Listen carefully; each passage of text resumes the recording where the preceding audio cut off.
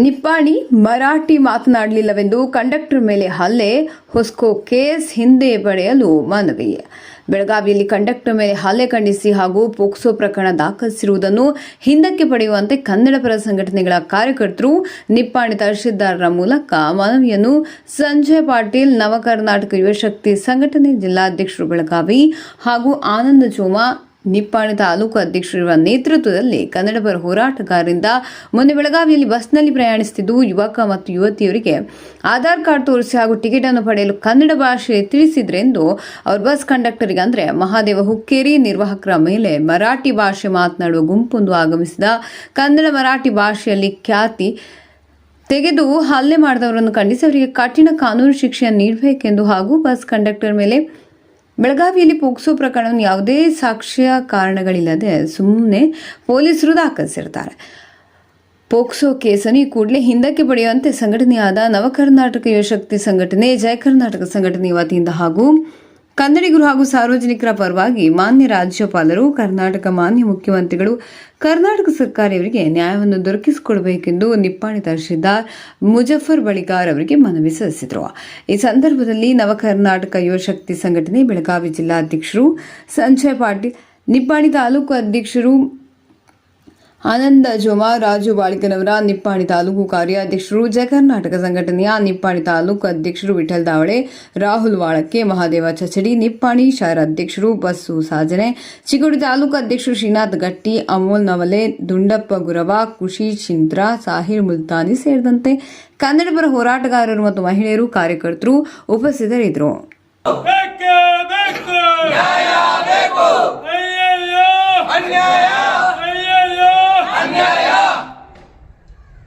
ಕನ್ನಡಿಗರ ಮೇಲೆ ಹಲ್ಲೆ ಮಾಡುತ್ತಿರುವ ಎಂಎಸ್ ಪುಂಡರಿಗೆ, ಕನ್ನಡಿಗರ ಮೇಲೆ ಹಲ್ಲೆ ಮಾಡುತ್ತಿರುವ ಎಂಎಸ್ ಪುಂಡರಿಗೆ ಕಾನೂನಂತೆ ಕಾನೂನು,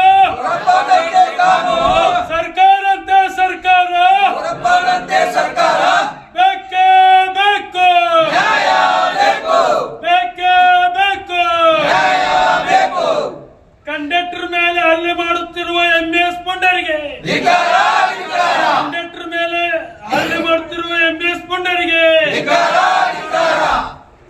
ಬೇಕೇ ಬೇಕು,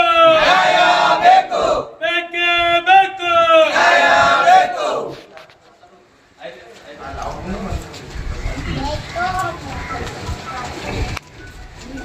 ವಿಡಿಯೋ ಬಂದ್ ಮಾಡಿದೆ ಅವ್ರಿಗೆ.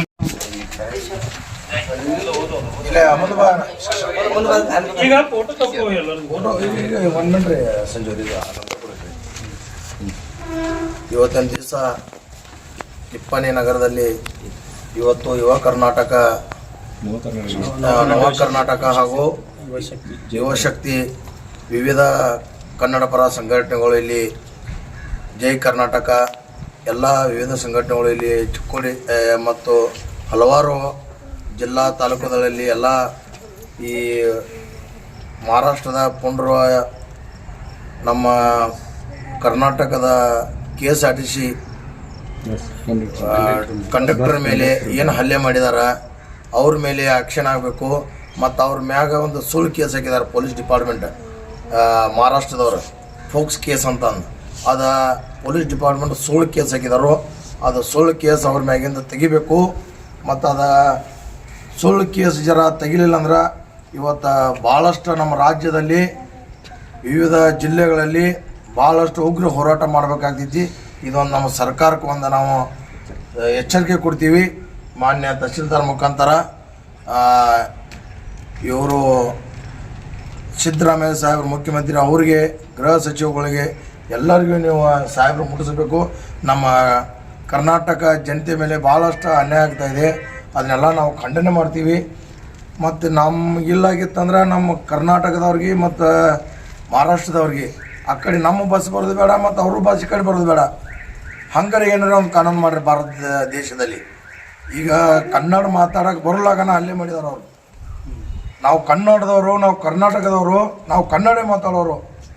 ಕನ್ನಡ ಬರಲಾಗನ ಈ ಥರ ಹಲ್ಲೆ ಮಾಡಿ ಮತ್ತೊಮ್ಮೆ ಅವ್ರ ಮ್ಯಾಗ ಸುಳ್ಳು ಕೇಸ್ ಹಾಕಿದಾರೆ, ಪೋಕ್ಸ್ ಕೇಸ. ಅದು ಅಧಿಕಾರಿಗಳ ಮೇಲೆ ಕ್ರಮ ಆಗಬೇಕಂದ್ರೆ ನಾನು ಇವತ್ತು ಅಧ್ಯಕ್ಷರಾದ ಸಂಜಯ್ ಪಾಟೀಲ್, ತಾಲೂಕು ಅಧ್ಯಕ್ಷರಾದ ರಾಹುಲ್ ವಾಳ್ಕೆ, ಆಮೇಲೆ ವಿಠ್ಠಲ ದಾವಳೆ ಆನಂದ್ ಜೋಳಿ ಎಲ್ಲ ಇವತ್ತು ಕಾರ್ಯಕರ್ತರಿಗೆ ಇವತ್ತು ಬಂದಂಥ ಎಲ್ಲರಿಗೂ ಒಂದು ನಾನು ಅಭಿನಂದನೆ ತಿಳಿಸಿ ತಹಸೀಲ್ದಾರ್ ಸಾಹೇಬ್ರು ಇವತ್ತು ಮನವಿ ನಾವು ಕೊಡ್ತಾ ಇದೀವಿ. ತಹಸೀಲ್ದಾರ್ ಸಾಹೇಬ್ರು ನೀವು ಸ್ವೀಕರಿಸಿ ಮತ್ತು ನೀವು ಸರ್ಕಾರಕ್ಕೆ ಒಂದು ನೀವು ವೈಯಕ್ತಿಕವಾಗಿ ಕೂಡ ನೀವು ಅವ್ರಿಗೆ ಗಮನಕ್ಕೆ ತರಿಸ್ರಿ, ಅವ್ರ ಮ್ಯಾಗ ಆಕ್ಷನ್ ಆಗಬೇಕು. ಪೋಕ್ಸ್ ಕೇಸ್ ಕಂಡಕ್ಟರ್ ಅಂದ್ರೆ ಅವರು ಒಂದು ಅಧಿಕಾರಿ. ಈಗ ನಿಮ್ ವಿಷಯಕ್ಕೆ ಬಂದ್ರು ನಾವು ಇಲ್ಲ. ಈಗ ಅವ್ರು ಏನಾಯ್ತ್ರಿ ಹಿಂದ ಕಂಡಕ್ಟರ್ ಬಡದಾರು, ನಾಳೆ ನಿಮ್ ವಿಷಯಕ್ಕೂ ಬರ್ಬೋದ್ರಿ. ನಾವು ಯಾವಾಗೂ ಕನ್ನಡಿಗರು ನಿಮ್ ಸಂಘಟ ಇರ್ತಾವ್ರಿ. ಏನೇ ಆಗ್ಲಿ ಏನೇ ಬರ್ಲಿ ಎಲ್ಲರೂ ಕೂಡಿ ಸಂಭಾಷಣೆ